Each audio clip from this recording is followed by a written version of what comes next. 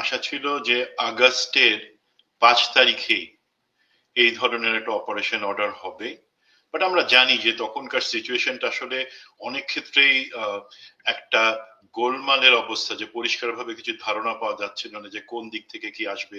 কার্যত তো কোনো সরকার 3 দিন ছিল না, সে অবস্থায় করতে পারে নাই। বাট আগস্টেরই কোনো এক সময় আসলে এই ধরনের একটা অভিযান শুরু হওয়ার দরকার ছিল। তো দেরিতে হলেও হয়েছে, বাট আমরা সবাই কিন্তু জানি যে কোন প্রেক্ষাপটে বা কোন পটভূমিতে এই অপারেশনটা হচ্ছে, একটা সাধারণ ধারণা আছে। দ্বিতীয়ত যে জিনিসটা হচ্ছে যে আপনার বা আমার কাছে কোনো অপারেশন অর্ডার আসবার কথা না, বিকজ সেটা হচ্ছে যারা এর সাথে সংশ্লিষ্ট তাদের কাছে সেটা যাবার কথা। এখন অপারেশন অর্ডারটা তৈরি হবে কিসের ভিত্তিতে? সেটা হবে যেই মন্ত্রণালয় বা সরকারের যেই অংশটা এই অপারেশনের আদেশ দিচ্ছে বা তার তত্ত্বাবধানে থাকছে, তারা একটা ডাইরেক্টিভস দিবে বা একটা নির্দেশনা দিবে, সুস্পষ্ট নির্দেশনা। সেই নির্দেশনার উপর ভিত্তি করে, যেটা লিখিত হবে সেই নির্দেশনা, সেটার উপর ভিত্তি করে যেই বাহিনীগুলা সে সাথে সংশ্লিষ্ট, অথবা এই বাহিনীগুলোর মধ্যে নিউক্লিয়াস যে আছে, আমরা ধরে নিচ্ছি সশস্ত্র বাহিনী, তারা একটা অপারেশন অর্ডার তৈরি করবে। আপনি আরেকটা জিনিস খুব যথার্থ বলেছেন যে অপারেশন ক্লিন হার্টের সময় বা অন্য সময় এই ধরনের যে অপারেশন হয়েছে, সন্ত্রাস বিরোধী, অস্ত্র উদ্ধার, সেখানে পরিষ্কার ভাবে অপারেশন অর্ডার ছিল। সেটা আমাদের কাছে অপারেশন অর্ডারটা আসে নাই, হয়তো ডাইরেক্টিভসটা আসছে, বাট আমরা জানি যে সুনির্দিষ্ট একটা মিশন স্টেটমেন্ট আছে এবং কি কি করতে হবে, কি করা যাবে না, সেইগুলো পরিষ্কারভাবে বলা থাকে এবং সে অনুযায়ী এই অপারেশনের সংশ্লিষ্ট সবাই কাজ করে। তো আমি, যেহেতু আমার কাছে কোনো অর্ডার আসবার কথা না, বাট যারা এই অপারেশনে অভিযানে সাথে স্টেক হোল্ডার যারা, তাদের কাছে তো আসবার কথা। তো সেই হিসাবে আমি খোঁজ নেওয়ার চেষ্টা করেছি। যে কোনো কারণে, অথবা আমি বলতে পারি দুর্ভাগ্যজনকভাবে, এই ধরনের কোনো আদেশ বা অপারেশন অর্ডার নাই।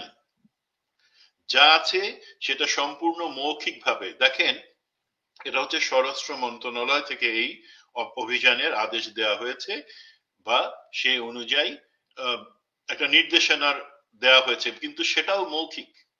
একটা মিটিং এ বলে দেওয়া হয়েছে যে এইভাবে অপারেশন চলবে, সুস্পষ্ট ভাবে কিছু বলা নাই। এবং ধরেন সুস্পষ্ট যদি বলা না থাকে স্বরাষ্ট্র মন্ত্রণালয় থেকে, অথবা আর্মির অপারেশন অর্ডার যেটা আমরা দেখতে পাচ্ছি না, আর্মির অপারেশন অর্ডার কেন দেখতে পাচ্ছি না? সেক্ষেত্রে একটা উত্তর, মানে যৌথ বাহিনী বা সেনাবাহিনী যারা আছে মাঠে, তারা কিন্তু বলতে পারে যে আমাদের একটা বা অপারেশন অর্ডার তো তখনই তৈরি করব যখন আমরা একটা সুস্পষ্ট ধারণা এবং নির্দেশনা পাবো আমাদের মন্ত্রণালয় থেকে। সেটা ছাড়া আসলেই তারা কিভাবে করবে?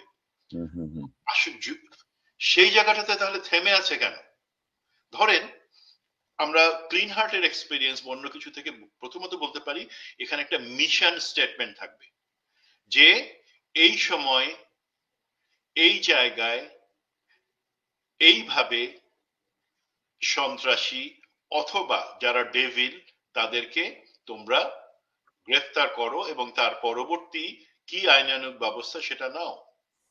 এই ধরনের কিছু নাই। এখন প্রশ্ন প্রথমত সবার কাছে আসে যে ডেভিলটা কে এখানে? আমাকে, আমার মতো সাধারণ বুদ্ধিমত্তার একজন লোক, আমার তো বুদ্ধির গভীরতা অত বেশি না, আমি কিন্তু প্রথমে আমার মাথায় চিন্তা আসবে, আচ্ছা ডেভিল তো তাহলে আমাদের সচিবালয় যেই সচিবরা আছে তাদের মধ্যে অর্ধেকই হচ্ছে ডেভিল। মানে আমার সাধারণ চিন্তায় আমাদের পুলিশের অর্ধেক ডেভিল, আমাদের ইভেন উপদেষ্টা পরিষদে বর্তমান অন্তর্বর্তীকালীন সরকারের 2-1 জন আছে, ফারুকি বা এর মতন লোকজন, এরাই তো ডেভিল। আমার চোখে তো বাংলাদেশে দৃশ্যমান তারাই ডেভিল। এর বাদে আমি অবশ্যই বলবো, হ্যাঁ, যারা আওয়ামী সন্ত্রাসী, যারা এই ধরনের যে হুমকি ধামকি, বিভিন্ন গোপন পরিকল্পনা বাংলাদেশকে বা এই সরকারকে বা জনগণের বিরুদ্ধে যারা এই পরিকল্পনা করে যাচ্ছে, তারা ডেভিল। তো এই সুমন ভাই, একটা বিষয় আমি আপনাকে বলি, ধরেন ম্যাজিস্ট্রেসি পাওয়া নিয়ে কিন্তু সেনাবাহিনী গত, আমি বলবো যে 3 মাসের বেশি সময় কিন্তু মাঠে আছে, সেনাবাহিনী মাঠে আছে। এবং ধরেন এই যে ম্যাজিস্ট্রেসি পাওয়ার দেওয়া হয়েছে, ধরেন আজকে যে ছেলেটা কমিশন পেয়ে বের হলো, সেও কিন্তু ম্যাজিস্ট্রেসি পাওয়ার নিয়ে বের হলো। মানে কমিশনের সাথে সাথে তার উপরে কিন্তু ম্যাজিস্ট্রেসি পাওয়ারটা চলে যাচ্ছে, এই ছেলেটা বা মেয়েটা যেটা বেরোলো কমিশন নিয়ে অফিসার হলো। তো এই ম্যাজিস্ট্রেসি পাওয়ারের তো তেমন কোনো আউটকাম আমরা দেখি নাই কিন্তু, মানে তারা মাঠে থাকার পরেও, এবং বিভিন্ন সময় আসছে যে আমাদের সিওরা আমাদেরকে মানা করছে, সিওরা আদেশ দিচ্ছে না, ম্যাজিস্ট্রেসি পাওয়ার আমরা কিভাবে প্রয়োগ করবো, এমন বিভিন্ন রকমের কথা আমরা শুনেছি। তো এই ক্ষেত্রেও কি ধরেন এই যে লিখিত আদেশ না থাকলে বা লিখিত কোনো নির্দেশনা যদি না থাকে, তাহলে এটার ডিমেরিটস কি, অর্থাৎ এটার আপনি এটা নেগেটিভ জায়গাটা কি, এই দুটো বিষয় যদি আপনি অ্যাডজাস্ট করেন বা একই সঙ্গে যদি অ্যাডজাস্ট করেন। জি জি অবশ্যই।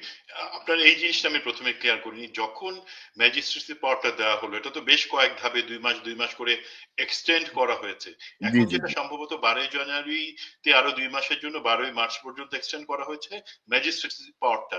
বাট সেনাবাহিনী মাঠে আছে। এখন আমরা তখন ধরেন লেফটেন্যান্ট উজ্জ্বলের সেই ঘটনাটা, সেটা যদি আপনি মনে করেন, তখন আমরা বলছিলাম যে ম্যাজিস্ট্রেসি পাওয়ার দেওয়া হয়েছে কিন্তু তাদের হাত পা বেঁধে রেখে তাদেরকে অপারেশনে পাঠানো হচ্ছে বা ম্যাজিস্ট্রেসি পাওয়ারটা ব্যবহার করা হচ্ছে হাত পা বাঁধা। আর এখন হচ্ছে হাত পা বাঁধা কিনা আমি জানি না, এখন হচ্ছে তাদেরকে আপনি চোখ বেঁধে অপারেশনে যেতে বলতেছেন। মানে তাদের দৃষ্টিসীমায় যেটা থাকবার কথা যে আমার টার্গেট কি, ডেভিল কি, কি ওকে, আমার স্পেসিফিক টাস্ক কি, সুনির্দিষ্ট আমাকে কি করতে বলা হয়েছে, তার কোনো সে দেখতে পাচ্ছে না, সে অন্ধ। আমাকে ইমপ্লাইড টাস্ক বা সেই টাস্কটা কমপ্লিট করার জন্য তার সাথে সাথে আমাকে কি ধরেন একটা এলাকার সন্ত্রাসী ধরতে বলা হলো, সেক্ষেত্রে আমাকে কিন্তু আরো কিছু টাস্ক না বলা থাকলেও সেগুলো করতে হবে। সেই জিনিসগুলা কি বলা আছে? বলা নাই। দেন মানে সেটা তো অ্যানালাইজ করে বের করবে নির্দেশনের উপর ভিত্তি করে সেনাবাহিনী বা যৌথ বাহিনীকে, সেটা বের করতে হবে যারা ডেভিল হান্টের সাথে আহ, সংশ্লিষ্ট, তাদেরকে সেই মিশন অ্যানালাইসিস করে সেগুলো বের করতে হবে। বাট যেহেতু ডাইরেক্টিভস নাই, যেহেতু মিশন নাই, তারা এখন অন্ধের মতন আছেন। তাদের কাছে ম্যাজিস্ট্রেসি পাওয়ার আছে, তাদের একটা অপারেশনের জন্য বলা হয়েছে, কিন্তু তারা সেই অপারেশনটা করবেন সেখানে সুনির্দিষ্ট ডেভিলটা কি তারা দেখতে পাচ্ছেন না। সেইখানে সেইটার সংশ্লিষ্ট আমরা যেটাকে বলি স্পেসিফাইড বা নির্দিষ্ট করে এই আদেশগুলো বলা আছে, বা ইমপ্লয়েড টাস্ক এবং মিশন এসেনশিয়াল টাস্ক, এমইটি, যে আমি এই হইলে সেটা আমার মিশন সম্পূর্ণ হবে না, সেই ধরনের টাস্ক কি তারা তো দেখতে পাচ্ছে না। আর সেনাবাহিনী হচ্ছে একটা, বা এখানে পুলিশ র্যাব তারাও আছে, নৌবাহিনী বিমান বাহিনীর সদস্যরা আছে, তারা তো একটা সুশৃঙ্খল বাহিনীর সদস্য, এবং তাদেরকে বলা যেই কাজটা বলা হবে তারা সে অনুযায়ী করবে।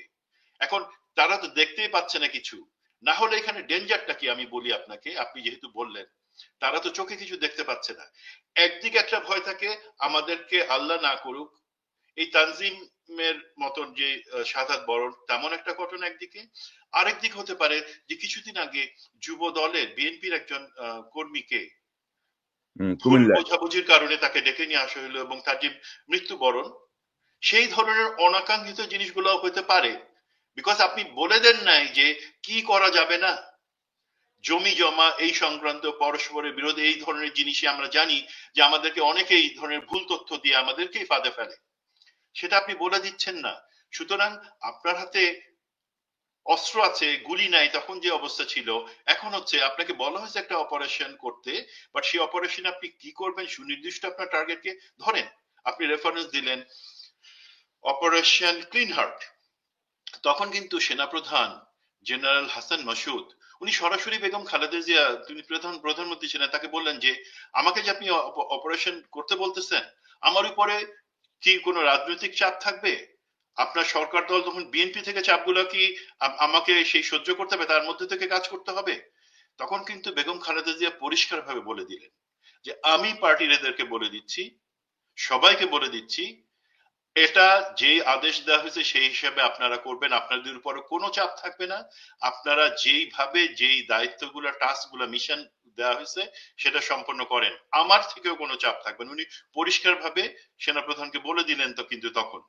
এবং আপনারা দেখেন সেই ক্লিন হার্টের সময় 10 দিনের মধ্যে কিন্তু সমস্ত কিছু ঠান্ডা হয়ে গেছিল। সেখানে বিএনপি বলেন, আওয়ামী লীগ বলেন, যে কোনো পার্টি বলেন, ইভেন জঙ্গিরা বলেন, কেউ কোনো দিক থেকে মাথা উঁচু করতে পারে নাই। That is a classic example, যেখানে আমরা বুঝি যে হ্যাঁ আমার হাতে ম্যাজিস্ট্রেসি পাওয়ার আছে, আমার হাতে আমার ট্রুপসরা মাঠে আছে, এবং আমাকে একটা কাজ বলা হয়েছে সেটা আমি করতে পারবো। বাট যদি আমাকে একটা অপারেশন অর্ডার বা মিশন পরিষ্কার করে না বলা হয়, সেক্ষেত্রে আমরা লক্ষ্যটা যখন না জানতে পারি তখন তো আমি লক্ষ্য হাসিলই করতে পারবো না। রাইট। তো এখানে এই আরো কিছু জিনিস আমাদেরকে দেখতে হবে যে এখানে আমরা বলছি যে ডেভিল কে সেটা আইডেন্টিফাই করার, ডেভিল কি শুধুমাত্র আওয়ামী সন্ত্রাসীরা যারা দেশের ভিতরে আছে, বা আমি যদি সন্ত্রাসী তালিকা দেখতে পাই সেখানে দেশের বাইরে বসে যারা ষড়যন্ত্র করছে তার জন্য কি হচ্ছে? কিছু হচ্ছে না, তার জন্য তো কোনো ব্যবস্থা নাই। কারণ উস্কানি দিচ্ছে বাইরে থেকে, আর এইখান থেকে কেউ কিছু নোংরামি করার চেষ্টা করছে, সেটা কিন্তু আমাদের এখন সব থেকে বড় ডিস্টারবেন্স বা ডেঞ্জার। দেশের ভিতরে দাঁড়ায় কেউ কিন্তু কথা বলার সাহস পাইতেছে না। ধরেন সুমন ভাই, ধরেন ডেভিল, আমি কি ছাত্রলীগ যুবলীগকে ধরবো? আমি কি ওই যে আমাদের উপদেষ্টা আসিফ মাহমুদ বলছিলেন যে পুলিশের লুট হয়ে যাওয়া অস্ত্র এখন উদ্ধার হয়নি, বেশ কয়েক হাজারের কাছাকাছি অস্ত্র সম্ভবত। তো আমি কি সে অস্ত্র উদ্ধার করব? আমি কি চিহ্নিত সন্ত্রাসীদেরকে ধরবো? আমি কি পলাতক আসামিদেরকে ধরবো? অর্থাৎ ডেভিলটা আগে ডিফাইন করতে হবে যে কাদের বিরুদ্ধে এই অভিযান এবং কি কি আমি করব, মানে আমার আওতা কতটুকু, তাই না? আপনি যদি বলছিলেন যে জমি জমার বিষয়টা, আর লেফটেন্যান্ট তানজিমের প্রসঙ্গটা আনছিলেন, লেফটেন্যান্ট তানজিম যেমন গুলি ছাড়া অপারেশনে গিয়েছিল, পরে অবশ্য ধরেন এটাকে নতুন দৃষ্টান্ত দেখলাম। আপনি অপারেশনে পাঠাবেন গুলি ছাড়া, সে শহীদ হবে, তার বাবা মারে আপনি দিয়ে ফ্ল্যাট দিয়ে দিবেন, একটা যে ফ্ল্যাটের চাবি দিয়ে দিবেন। তো এটা যদি হয় তাহলে তো এটা আরেক ভয়ঙ্কর দিকে যাচ্ছে আর কি আমাদের সবকিছু। এবং আমি মনে করি আমাদের যেই এটার সাথে ইনভলভ যারা মিলিটারি লিডারশিপ এবং অন্যান্য জায়গায় লিডারশিপ, তারা নিশ্চয়ই সরকারের কাছ থেকে যত দ্রুত সম্ভব পরিষ্কার নির্দেশনা নিয়ে, এবং তারা তখন একটা পরিষ্কার অপারেশন আদেশ বের করবেন বা করতে পারবেন। এখন এইখানে জিনিসটা কিন্তু শেষ হয়ে যাচ্ছে না, যে এই অপারেশন থেকে কিন্তু আমি আসলে বেশি আশাবাদী হইতে পারতেছি না। তার কিছু কারণ আমি মনে করি। একটা হচ্ছে, আপনি কাদেরকে বলতেছেন এই অপারেশন চালানোর জন্য? অবশ্যই লেড বাই, কারণ আমাদের পুলিশের তো ধরেন এখন অর্ধেকই জয়েন করে নাই। তারা থানা সামলাবে, এলাকা সামলাবে, মামলা সামলাবে, নাকি অপারেশনের জন্য তাদের জনবল দিবে? ধরেন পুলিশ বা অন্যান্য দিক থেকে আমি তেমন বেশি কন্ট্রিবিউশন আশা করি না। মেইন চাপটা পড়বে সশস্ত্র বাহিনীর উপরে। এখন কোন সশস্ত্র বাহিনী? যারা গত 7 মাস ধরে কিন্তু মাঠে আছে।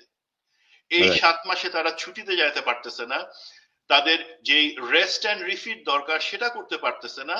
তা আমরা প্রত্যাশা করতেছি যে 7 মাস ধরে কন্টিনিউয়াস তারা অক্লান্ত ভাবে, তাদের ঘুমের দরকার নাই, তাদের ছুটির দরকার নাই, তাদের অন্যান্য যেটা প্রশাসনিক কাজ সেটার দরকার নাই, তারা পুরা 100% জোশ নিয়ে তারা এই অপারেশন করবে।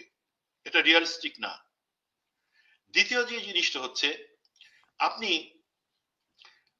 এইটা ডেটাবেস গুলা, এই ডেভিল, সন্ত্রাসী, অস্ত্র কারা নিচ্ছে, সেটার ডেটাবেস গুলো আপনি কার কাছ থেকে নিচ্ছেন? পুলিশের কাছ থেকে? পুলিশের কি আগের সেই তৈরি সন্ত্রাসীর তালিকা ধরে আপনি যাবেন? তা তো যাওয়া উচিত না। আপনি কি নতুন সন্ত্রাসী তালিকা আপডেট করেছেন? হয়তো করছেন, বাট সেটা কি একদম হালনাগাদ আছে? তা না হলে তো মুশকিল হয়ে যাবে। সেই তালিকার মধ্যে সেটা যেই পার্টিরই, আমার কথা হচ্ছে যেই পার্টিরই হোক না কেন, তার রাজনৈতিক পরিচয় যাই হোক না কেন, তাকে অবশ্যই যদি সত্যিকারের ফল পাইতে চাই তাকে আনতে হবে। একটা হালনাগাদ তালিকা দরকার। আবার একইভাবে আপনি কতটুকু কোঅপারেশন পাবেন?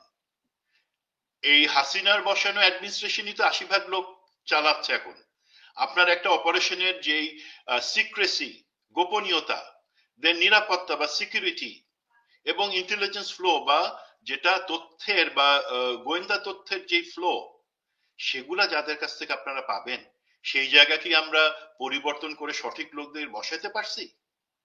শুধুমাত্র দেখা যাচ্ছে জনপ্রশাসনে কিছু লোক 3টা প্রমোশন 1 মাসের মধ্যে পেয়ে বসে আছে। এছাড়া তো আমরা ওইখানে পরিবর্তনগুলো আসি নাই।